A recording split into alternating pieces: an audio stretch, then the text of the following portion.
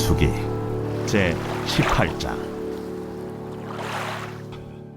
여호와께서 또 아론에게 이르시되, 보라, 내가 네 거저물 곧 이스라엘 자손이 거룩하게 한 모든 헌물을 네가 주관하게 하고 네가 기름 부음을 받았으므로 말미암아 그것을 너와 네 아들들에게 영구한 몫의 음식으로 주노라.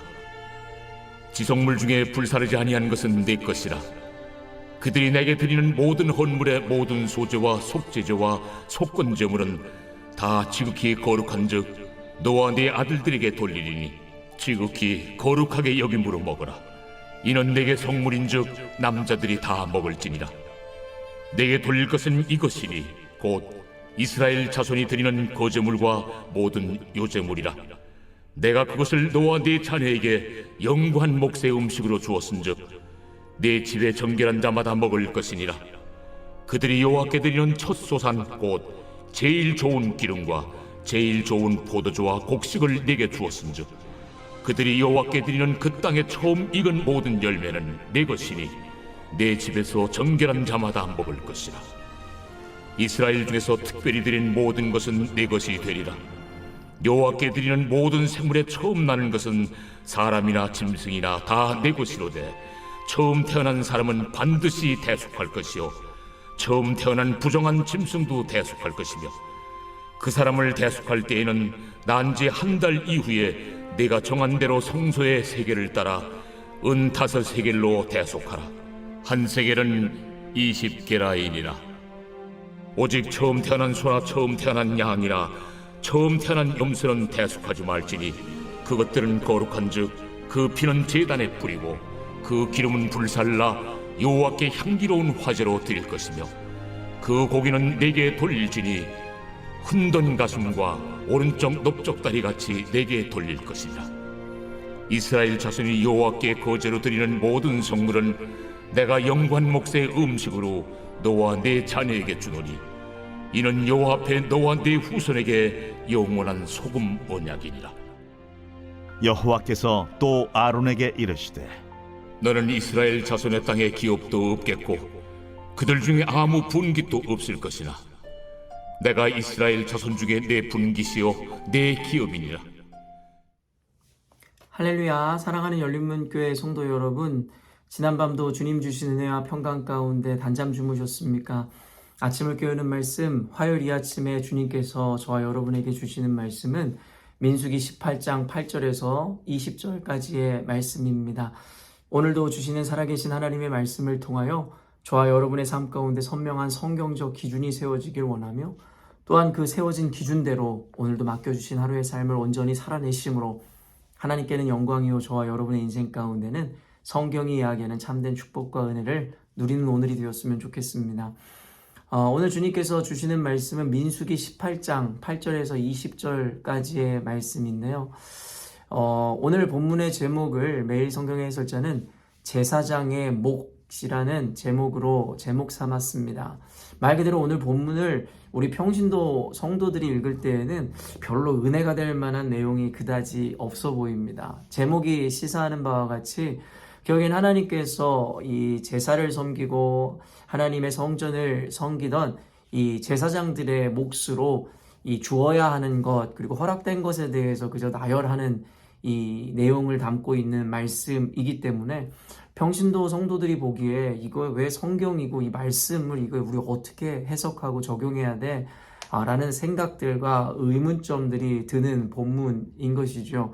말 그대로 보면 이 첫 번째 단락들을 보면 불사르지 아니한 것, 말 그대로 하나님께 드린 어떤 헌물 가운데서 이 제사장들에게 주는 그들의 몫에 대해서 결국엔 속건제라든가 소제, 속죄제 그 가운데서 결국엔 제사장들의 몫을 이 허락하시는 장면들을 보게 되고요. 그 다음에 뭐 거제물과 요제물 가운데서도 결국엔 제사장들의 몫을 주신다 하시고 또 얼마 전에도 보았지만 이 처음 거둔 곡식과 그 열매를 하나님께 드리라 하였는데 오늘 본문에 보니까 그건 역시도 제사장들에게 주신다라는 것이죠. 그리고 처음 태어난 가축이며 여러분, 오늘 본문에 보면 결국엔 하나님께 드렸던 대부분의 것을 이 제사장들에게 주는 것만 같아서 어떻게 보면 평신도 성도들이 보면 조금은 언짢게 여겨질 만한 본문이기도 한 것 같습니다. 본문이 또 오늘은 이와 같기에 어쩌면 오늘 이야기들이 우리 성도들에게 조금은 언짢게 들려질지 모르겠습니다. 사실 언짢게 들려질 이유도 없는데요. 오늘날의 이 프레임이 되어버린 너무나 왜곡된 이 관념들과 이 가치관으로 인해서 사실은 이와 같은 본문이 우리를 불편하게 하는 것이겠죠. 사실은 성경 말씀은 늘 여러분에게 강조하듯이 토시 하나도 빠뜨리지 말고 우리가 읽고 또 그 가운데 어떤 의미를 발견해야 하는 하나님의 말씀임이 분명합니다. 주님께서는 그 66권의 성경을 우리에게 허락하시면서 어떻게 해서든 하나님의 그 의도와 마음을 모두 우리들에게 전달해주고 싶으셨을 것이기 때문입니다. 그러나 오늘 본문 역시도 아까도 이야기한 바와 같이 오늘날의 성도들의 마음을 조금 언짢게 하고 불편하게 하는 말씀인지는 모르겠으나 이 역시도 하나님께서 저와 여러분에게 듣고 깨닫고 적용하라고 주시는 말씀이더라는 것이죠. 그러나 아까도 이야기한 바와 같이 어떤 것이 왜곡되었습니까? 결국에는 오늘날의 세계관에는 목회자들, 어떻게 보면 제사장과 오늘날의 목회자를 꼭 동일시하는 것은 어폐가 있을지 모르겠지만 꼭 다르다고 할 수도 없는 것 같은데요. 결국엔 제사장이든 목회자든 교회에서 하나의 업으로 삼아 하나님을 섬기고 그리고 하나님과 백성들 그리고 성도들과의 관계 가운데 중간자 역할을 해야 되는 사명을 갖고 있는 공통점을 가지고 있습니다. 여러분도 아시다시피 제사장들은 가나안 땅으로 하나님께서 이스라엘 백성을 인도하신 이후에 12지파에게 하나님께서는 땅을 유업으로 분배해 주시는 장면을 우리는 알고 있죠. 그러나 하나님께서는 제사장 이 지파인 레위 지파에게만큼은 땅을 유업으로 주지 않았다라는 거예요. 그 이유는 너무나 단순했습니다. 그들로 하여금 하나님 외에 하나님을 제사하고 예배하고 그리고 하나님과 백성들과의 관계의 중간자 역할을 하는 것에 집중할 뿐이지 너는 너의 생계를 위해서 일하지 말고 다른 것에 집중하지 말라는 의도였음을 우리는 알고 있죠. 그래서 하나님께서는 오늘 본문에 나타나듯이 이와 같은 방식을 통해서 이 땅을 유업으로 받지 못한 또 생업을 위해 일할 수 없는 제사장들에게 이와 같은 그들의 몫을 분배하고 구분해서 주었던 것입니다. 그런데 오늘날의 왜곡된 이 그리스도인들과 성도들의 생각에는 교회를 섬기는 목회자들은 일을 하면서 자신들과 동일하게 생업을 위해 일하다가 교회 나와서는 봉사해야 된다는 생각들을 가지고 있는 성도들이나 그리스도인들이 의외로 많다라는 것이죠. 그러면서 요즘에 이중직을 감당하는 목회자들이 유튜브에 나와서 이런저런 이야기들을 하면 열광을 하고 그 댓글을 읽어보면 이 시대의 진정한 목사들이다, 목회자들이다 라고 칭찬 일색하는 것을 보게 됩니다. 그러나 어쩌다가 교회에서 사례를 많이 받는 목회자의 이야기나 어떠한 일부 대형교회 목사들의 이야기를 보면서 결국에는 이 먹사다 아니면 온갖 조롱과 비아냥되는 이야기들로 그와 같은 목회자들을 싸잡아서 비난하기에 이르더라는 것이죠. 이와 같은 시대 상황과 배경을 갖고 있기에 오늘날의 그리스도인들은 목회자들 역시도 자신의 생계를 위해서 밖에서 열심히 일하고 또 교회에 나와서는 교회 목사로서 나름 섬기는 목사를 존경하고 그리고 그들이야말로 진정한 목회자라 이야기합니다. 과연 성경에서도 그와 같은 개념으로 우리들에게 가르치고 있을까요? 조금은 여러분들에게 불편할 수 있는 이야기라 이야기했지만 가장 성경적인 이야기임을 여러분에게 다시 한번 이야기해드리고 싶습니다.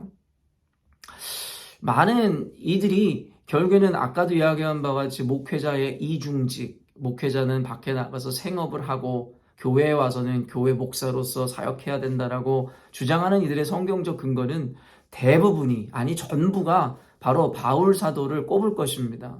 그의 이 직업이 텐트 메이커였다라는 것을 이 성경의 기준으로 가지고 와서 오늘날의 목회자도 그와 같이 충분히 일하면서 사역할 수 있는데 바울보다 뭐가 잘났기에 교회에서 월급 받고 사례 받으면서 교회 일만 하느냐라고 비아냥거리는 이들이 많더라는 것이죠.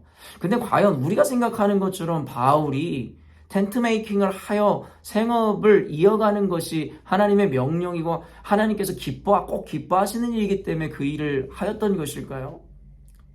사실은 오늘 이 짧은 시간에 모든 것을 설명할 수 없겠지만 우리가 생각하는 것과 같은 그와 같은 개념에서의 텐트를 만들고 여러분 살아갔던 것이 바울의 삶은 아닙니다. 그의 출신 배경과 그리고 그의 이 출신 성분들을 우리가 또 이해하면서 역사적 배경과 여러 가지 지식을 통해 사도 바울이 텐트 메이킹을 했던 것이 어떤 의미였는지 우리가 살펴봐야 하는데요. 또 다른 의미에서 사실 그것을 역사적으로 설명하기가 시간이 부족하기에 사도 바울은요, 어떻게 보면 스스로가 그와 같이 일을 하고 또 스스로가 여러 가지 자신들의 권리들을 포기함으로 말미암아 사람들에게 어떤 진리를 전하고 무언가 가르치는 것에 조금도 거리낌이 없기를 원하였다라고 이야기하고 있어요. 그 말인즉슨 스스로가 이와 같은 모습으로 나아감으로 그가 하는 이야기에 대해서 사람들이 시비를 걸거나 그것에 대해서 이 다른 이야기를 하지 못하도록 스스로가 철저하게 낮아지고 스스로가 이 갖고 있는 자유임에도 불구하고 포기했노라고 이야기하는 거예요. 그런 사도 바울이 성경 곳곳을 보면 이야기하는 것이 무엇인지 아십니까? 교회에서 섬기고 가르치는 리더들을 섬기고 그들에게 대우하는 것에 대해서 아끼거나 조금도 인색함 없이 넘치고 풍성하게 그들을 대우하라고 곳곳에서 이야기합니다. 사도 바울은 스스로를 낮추고 스스로 희생하여 결국엔 그가 전하고자 하는 메시지가 투명하게 전달되기를 원하였다라는 거예요. 그래서 서신서들을 보면 곳곳에서 사도 바울은 결코 너희들을 섬기고 가르치는 직분을 갖고 있는 목회자들이든 그와 같은 전도자들이든 교회 리더를 섬김에 있어서 조금도 부족함이 없게 그들이 조금도 걱정하지 않게 그들을 섬기라고 가르치고 있다는 것입니다. 이와 같은 개념을 우리가 이해하고 사도 바울의 텐트 메이킹에 대해서 우리가 논할 수 있어야 하는데 너무나 1차원적이고 단순하게 사도 바울의 모습을 보면서 자신들의 생각, 자신들의 세계관과 바램과 일치하는 것이다라고 착각함으로 이와 같은 것을 성경의 근거로 내세우죠. 또 한 가지 여러분 성경의 이야기가 무엇이 있습니까? 사실은 이 사도들이 처음에 하나님께서 이 주신 은혜로 인해서 말씀을 전하고 여러 가지 영적 사역을 했을 때 한 가지 중요한 것이 무엇이었냐면 구제 사역이었습니다. 여러분도 아시다시피 사도들이 구제 사역에 열심을 낼 때에 그들이 이와 같은 생각을 했던 것이죠. 말씀을 전하고 가르치고 전도해야 되는 사도들이 말씀을 전하고 그리고 기도하는 것에 이 온전히 심혈을 기울이지 못하고 구제하는 것에 정신이 팔린 것을 보면서 그것을 옳지 못하다 하여 결국에는 집사들을 세우게 됐었다라는 성경의 역사적 배경을 우리는 너무나 잘 알고 있죠. 그들은 오직 말씀과 기도함에 전무하고 집중하기 위해서 여러분 구제 사역마저도 결국엔 집사들에게 분배하여 나눠줌으로 그들이 대신 감당하게 했다라는 거예요. 여러분 목회자들이나 교회 영적 지도자들이 감당하고 있는 책임이라든가 그들이 해야 하는 일이 우리가 생각하는 것처럼 단순히 교회의 주일에 와서 설교만 해도 되는 그와 같은 문제에만 국한되어지는 것이 아니라는 것이고 혹 설교 한 번을 하는 게 그들의 전체의 일이라 할지라도 여러분 그 설교의 가치를 온전히 우리가 안다면 과연 목회자들로 하여금 다른 것에 신경 쓰고 집중하게 하는 것이 여러분들에게 유익하겠습니까? 아니면 오직 말씀과 기도와 성도들을 섬기고 그들을 위해 기도하는 것에 전무하는 목회자가 생기는 것이 여러분에게 유익하겠습니까? 저는 오늘 목회자인 제가 제 입으로 이와 같은 가르침을 한다는 것이 사실은 조금은 이 어려운 이 상황일 수 있겠으나 그럼에도 불구하고 저는 조금도 위축되지 않고 당당하게 전할 수 있는 이유는 하필이면 주님께서 제가 말씀 전해야 되는 이 타이밍에 이와 같은 본문을 주셨기 때문일 뿐만 아니라 사실 이에 대해서 저는 조금도 거리낌이 없기 때문입니다. 여러분 다 아시다시피 저는 지금 저도 세상에서 생계를 위해서 몇 가지 일들을 하고 있음을 여러분도 알고 있죠. 그 일이 즐겁거나 하고 싶어서 하는 것은 아닙니다. 그렇다고 해서 그 일을 하는 것이 잘못됐다고 생각하는 것도 아니고요. 오늘날의 이중직을 감당하고 있는 목회자들의 이 존경받아 마땅한 모습들도 분명히 있습니다. 그러나 오늘 저는 이 말씀을 통해 여러분들에게 이야기하고자 하는 바는 무엇이냐면 어떤 사명이 있어 이중직을 감당하며 바울과 같이 그와 같이 세상에서도 일하고 교회를 섬기는 목회자들도 존중받고 존경받아야 할 것이나 여러 가지 상황과 여러 가지 환경이 뒷받침되어 오직 하나님을 섬기고 교회의 말씀을 전하고 기도하는 것에 전무하는 목회자에 대해서 싸잡아 비난하거나 교회의 헌금을 그들은 또 이렇게 표현합니다. 헌금을 갖다 바친 것을 모두가 다 목회자가 갖고 먹는다. 여러분 이와 같이 정말 상스러운 이와 같은 표현이 어디 있습니까? 목회자들도 정당하게 정해진 사례를 받고 결국에는 교회를 섬기는 이들입니다. 너무나 안타까운 것은 이와 같은 현실 그리고 그것에 대해서 왜곡된 성경적 사실을 가지고 스스로 정당화하는 오늘날의 무지한 그리스도인들과 성도들이 참으로 안타까울 뿐입니다. 구약의 정신이나 신약에서 사도들이 이야기하고 사도 바울이 이야기하는 것은 단순합니다. 할 수만 있다면 하나님의 사명자와 목회자는 오직 하나님의 말씀과 기도와 그리고 성도들을 신도들을 섬기고 세상에 복음을 전하는 것에 집중하는 것이 더 좋고 옳은 것이다라고 분명하게 이야기하고 있다라는 것입니다.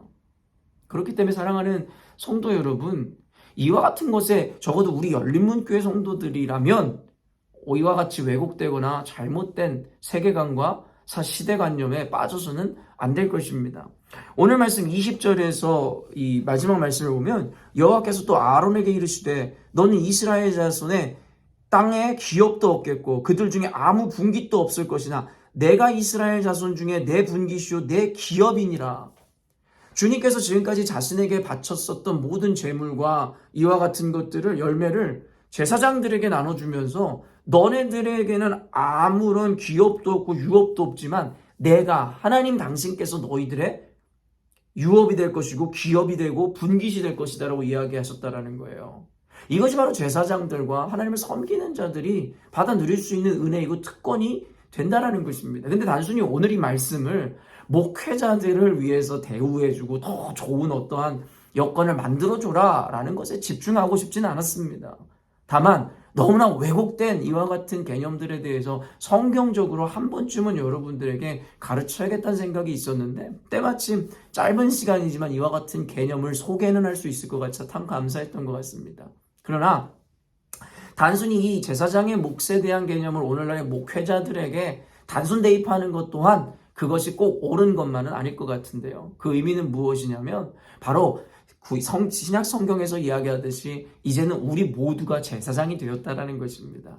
예수 그리스도로 말미암아 제사장이라는 직분은 어떤 누군가에게만 국한되는 것이 아니라 예수님을 따르고 섬기는 모든 이들이 바로 이와 같은 제사장이 되었다라고 이야기하죠. 오늘 말씀을 협소한 의미에서는 오늘날의 목회자에게 적용할 수 있겠지만 광의적인 의미에서는 바로 하나님을 섬기는 모든 이들에게 적용할 수 있다라는 거예요. 주님께서 뭐라고 말씀하시는 것이에요? 오직 주를 위해서 자신의 우선순위를 드리고 지난주 주일에도 설교했지만 여러분 어떻습니까? 하나님을 나의 우선순위로 여기고 나의 생업과 나의 삶보다 오직 주님의 가치를 더욱더 우선으로 하는 이들에게 결국엔 이와 같이 동일한 메시지를 주시더라는 것이죠. 너희들에게는 내가 분깃이요 내가 너희들의 기업이라 라고 하나님께서 말씀하시더라는 거예요. 하나님을 우선적 가치로 두는 하나님을 섬기는 모든 그리스도인들에게 하나님 당신께서 기업이 되고 유업이 되고 너희들의 삶을 책임져 주는 그런 분이 되시겠다 주님께서 말씀하시더라는 것입니다. 사랑하는 열린문교회 성도 여러분, 그렇기 때문에 주일 설교를 다시 한번 기억하시면서 하나님 앞에 우선순위를 두고 우리의 가치를 먼저 두는 것에 대해서 주저하거나 두려워하지 마십시다. 그런 자들에게 하나님께서 당신께서 친히 기업이 되고 유업이 되심으로 그들의 삶을 책임져 주시겠다 말씀하시기 때문입니다. 오늘 말씀을 통해서 여러분들에게 주신 하나님의 음성에 귀 기울이시고 주저하지 마시고 하나님 앞에 나아가 하나님께 우선적 가치와 하나님을 섬기는 삶을 나의 메인 직업이다, 나의 주요 삶의 목적이고 이유이다라고 고백할 때에 주님께서 제사장들에게 허락하셨던 그와 같은 축복을 저와 여러분에게도 동일하게 허락하시리라 확신합니다. 모쪼록 오늘 말씀 다시 한번 기억하시면서 우리 안에 왜곡되거나 잘못되었던 가치관이나 세계관을 여러분 그리고 자아를 무너뜨리시고 성경을 통해 우리에게 주시는 올바른 개념과 적용들을 우리 안에 이 개념화하는 오늘이 되었으면 좋겠습니다. 함께 기도하겠습니다. 사랑해 주님 감사합니다. 오늘 말씀을 통하여 어찌 보면 이와 같은 시간이 아니라면 쉽게 성도들에게 나누기 어려운 이야기들을 잠시라도 나누었습니다. 자세하게 설명할 시간 없어 짧은 시간 이와 같은 개념들을 소개하지만 소개하게 하신 이도 하나님이시고 이를 통해 역사하실 분 주님이시기에 담대히 말씀을 전합니다.